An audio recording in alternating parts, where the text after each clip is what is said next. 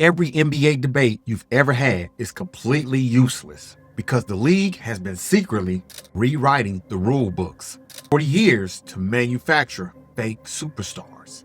Now, I know you think the GOAT debate is all about skill, but what the media refuses to tell you is that the NBA really operates like a puppet master. When a player becomes too dominant, the league changes the rules to destroy them. And when they need a new face of the league, they change the rules to protect them. Today, we're going to expose 5 times where the NBA secretly manipulated the rule book to control basketball's history. Number 1 proves that LeBron James was handed the easiest error in the history of the sport. Let's go. We're going to start with the one man that the league was actually terrified of, Wilt Chamberlain. Wilt was so utterly unstoppable, the NBA had to literally change the physical dimensions of the basketball court to slow Wilt down. They widened the paint from 12 feet to 16 feet just to push him further away from the rim. But that wasn't enough. Did you know Wilt used to dunk his free throws? He would take a running start from behind the line and just slam it. The league then immediately banned crossing the free throw line before the ball hits the rim. They invented offensive goaltending because of Wilt would just grab his teammates' missed shots out the air. The NBA, they couldn't beat this man on the floor, so they beat him in the boardroom. Fast forward to the 90s, Charles Barkley was 6 foot, 260 pounds of pure force. Charles would catch the ball at half court, turn his back, and spend 15 seconds, slowly backing his defender under the rim for an easy layup. It was boring, but it was unstoppable. So the NBA invented the 5-second back to the basket rule, officially known as the Barkley rule, to kill his entire offensive game plan. And then came Shaq. Shaq was so dominant that teams resorted to the hack-a-Shaq strategy, intentionally fouling this man away from the ball because he could not shoot free throws. It made it miserable for television. So then the league stepped in again, changing the away from the play foul rules to give the offense a free throw and the ball.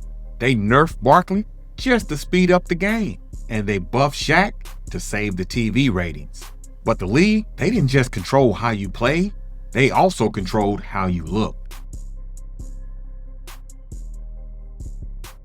In 2005, David Stern made the NBA the first major league sports in America to institute a mandatory dress code. It required business casual attire, no baggy pants, no do-rags, and everybody in the league knew exactly what this was. It was the Allen Iverson rule, because Iverson was the cultural face of the NBA, and the corporate sponsors, they hated it. But it did not stop AI from dropping 30 a night, so they criminalized the culture instead. Now stay with me, because changing the court for Wilt and changing the dress code for Iverson was just practice. The last 2 rule changes on this list completely invalidates the GOAT debate. You are 2 minutes from the biggest asterisk in basketball. You always hear about the old heads talking about how hard the defense was in the 90s. It's a complete lie. From 1981 to the NBA strictly banned zone defense. It was called the illegal defense rule. You had to guard your man one-on-one, mano-a-mano. You could not leave a non-shooter to go double team a ball handler. Do you really understand what this means? It means Michael Jordan, the greatest isolation scorer ever, was legally protected from complex double teams off the ball. He got to play one-on-one inside of a vacuum for his entire prime. You don't believe me? In 2001, Jordan himself admitted it on the record. I would not have had a successful career if zone defense was illegal. The NBA literally outlawed the only defensive strategy that would have stopped the Bulls dynasty. And that exact year, Jordan came back and played for the Wizards. the league miraculously made zone defense illegal again. But the ultimate conspiracy happened in 2004. For decades, the hand check rule allowed defenders to physically put their hands and forearms on the ball handler's chest to stop them from driving to the rim. It also made perimeter scoring a bloodbath. When Michael Jordan retired for good, the NBA panicked.